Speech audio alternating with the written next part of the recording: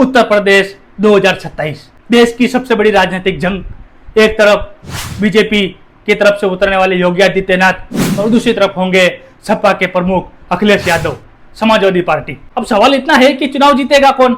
हमारे पास यादव का बड़ा सवाल नहीं है। क्या लगातार तीसरी बार बीजेपी आएगी या 10 साल बाद में सपा फिर से वापसी करेगी? आज हम इस वीडियो में पूरा ये जानेंगे कि 2027 का पूरा गणित, जातीय समीकरण, वोट बैंक और दोनों पार्टियों की जो रणनीति है वो बिल्कुल जानेंगे। आपको बता दें कि यूपी इतना अहम क्यों है 2027 में, क्योंकि 2029 में जो इलेक्शन होंगे उसका सीधा असर यूपी से पड़ेगा।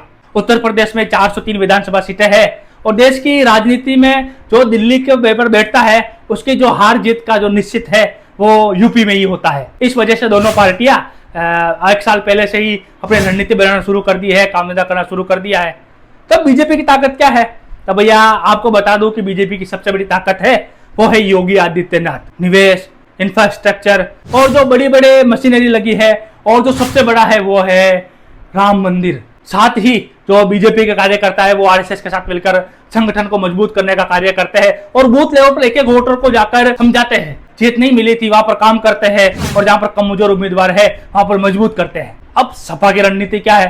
भाई सपा का बिल्कुल सिंपल सा मुद्दा है कि पीडीए को अपने साथ जोड़ लो और मामला अपने आप खत्म हो जाएगा। पीडीए मतलब पिछड़ा, दलित और अल्पसंख्यक वाले लोग। हालांकि सपा की कोशिश भी रहती है कि पारंपरिक जो मुस्लिम और यादव वोट है उनको अपनी तरफ खींचना।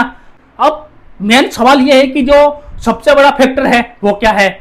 तो भैया जो सबसे बड़ा फैक्टर है वो है जातीय समीकरण। यूपी की राजनीति में हमेशा ये एक निर्णायक भूमिका निभाती है और विश्लेषण तो ये भी कहते हैं कि 2027 का जो काफी हद तक जो चुनाव है वो ओबीसी और दलित वोटों पर टिका हुआ है। जिस तरफ ये दोनों बंदे चले गए वहां पर उस व्यक्ति की जीत लगभग निश्चित हो जाती है। इस वजह से जातीय समीकरण पर, सामाजिक समीकरण पर बीजेपी काम कर रही है और पीडीए पर अपने सपा काम कर रही है। बीएसपी जैसे छोटे दल है क्या वो भी असर डालेंगे? तो हाँ भाई बिल्कुल, क्योंकि बहुजन समाज पार्टी, राष्ट्रीय लोकदल और अन्य कई ऐसे क्षेत्र दल है जो सीटों का समीकरण बदल देते हैं।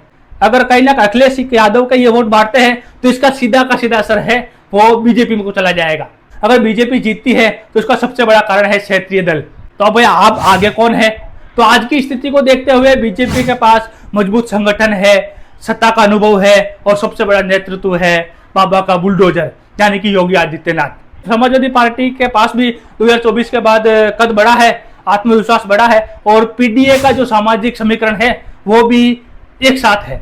यानी कि कुल मिलाकर अब हम ऐसा कह सकते हैं कि मामला एक तरफा नहीं है, जबकि बहुत ही कांटे की टक्कर रहती हुई नजर आ रही है हमको। तो अब सवाल तो वही है, क्या योगी आदित्यनाथ तीसरी बार मुख्यमंत्री की शपथ लेंगे या फिर अखिलेश यादव 10 साल बाद फिर से वापसी करेंगे?